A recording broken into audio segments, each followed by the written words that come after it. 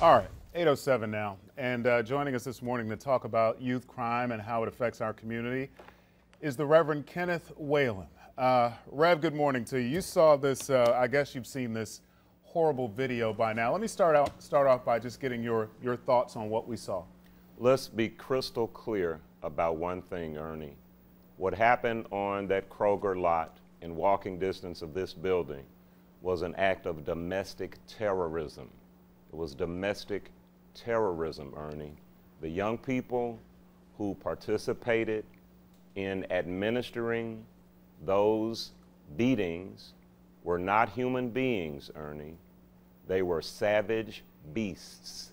Savage beasts. Let's be very, very clear about that. Now, the kids who were watching and laughing and urging them on, they were just silly kids. Right. Silly kids. If they didn't participate in the beating, they're just stupid, just silly. But let's be clear about that. But when we get through being up in arms about it, Ernie, it's the tip of the iceberg, man. This didn't just materialize overnight. And I guarantee you, just as Earl just referred to, it wasn't the first time it's happened in Memphis. It was the first time we now see it on such a large scale. We better do something, Ernie. Yeah, so essentially what you're saying there, this is the outcome of something that's been brewing and growing in our community for a long, long time. So there are root causes. What needs to be done so that this kind of thing doesn't happen going forward? Well, we've got to begin to address the issue. The issue is that this community has our collective head in the sand about unloved children. And unloved children grow up to be unloved adults. And you're going to see even more of this, Ernie. This is why I went to the mayor's youth violence prevention event the other day and tried to give my ideas as to what could happen. There are enough people wringing their hands and talking about how terrible it is. Yes, it's terrible. Yes, everybody who participated should be arrested and prosecuted. And good luck with getting all the parents in jail. Good luck with that. We've got a deep, deep problem in this community, Ernie, Val, and if we don't address it seriously, we can't build enough jail cells. Okay, so that youth crime conference that was hosted by the mayor last week, whenever we have these kinds of situations in our community or a shooting of some kind, and there's a news conference with the mayor, a couple city council members, maybe a state representative, we're going to hold a summit, we're going to do that. I've been here 10 years. I've seen more summits and meetings after a shooting.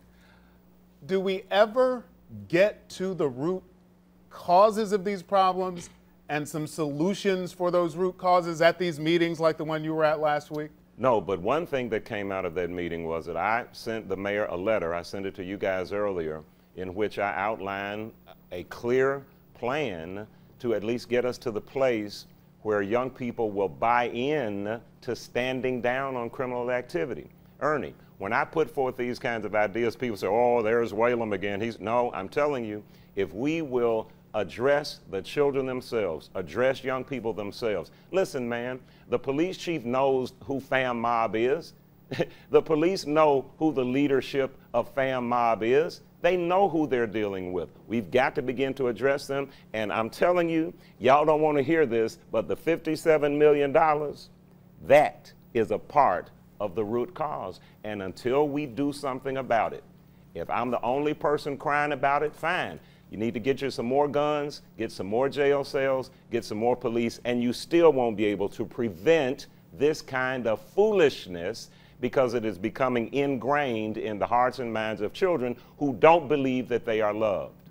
Yeah, and I want to go back to what you said off the top, Reverend Whalum. You said this was an act of domestic terrorism, and when you think about it, if you're one of those people, one of those victims, or even some of the people at that place, you're literally being terrorized at that moment. Ernie, it is terrorism by every definition of the word. Man, did you see that poor man? He was just getting out of his car, man, and now he has to run through a gauntlet of idiots, savage beasts. The purpose of terrorism is to instill fear in the much larger populace.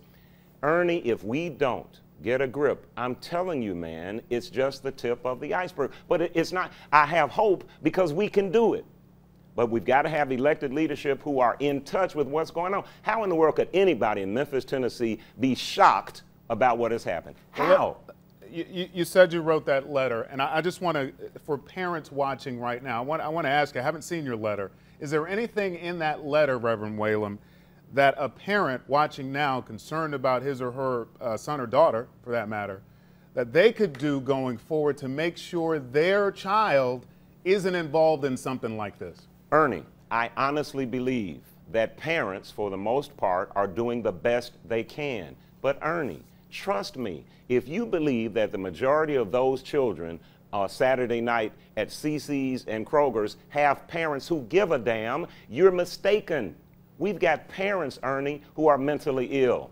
Memphis is demonstrably the poorest city in the United States. We have one of the highest incarceration rates in the United States. We've got parents who are kids themselves. Y'all, listen, forgive me, but parents are doing the best they can. The parents you're talking to have no idea what you're talking about, Ernie. They don't have a clue. Yeah, that's sad. That's sad to hear. It is true. And that Truth video, is sad. that video was horrifying to watch. Horrifying. It's horrifying. Ernie, listen. Go to my Twitter page. You can find the letter. If you haven't seen it yet, it says, look, Mr. Mayor, give these children the respect that their parents deserve. At least, look, Ernie, lawlessness is lawlessness. Right. Sure, crime is crime. But if you've got a legal order from the Supreme Court that says pay $57 million to educate your children, that's law. Well, if you violate that law, don't you know that children and their parents and gang leaders can read? They know that Memphis leadership is being hypocritical. All right. The Reverend Kenneth Whalum. I appreciate your insights on this.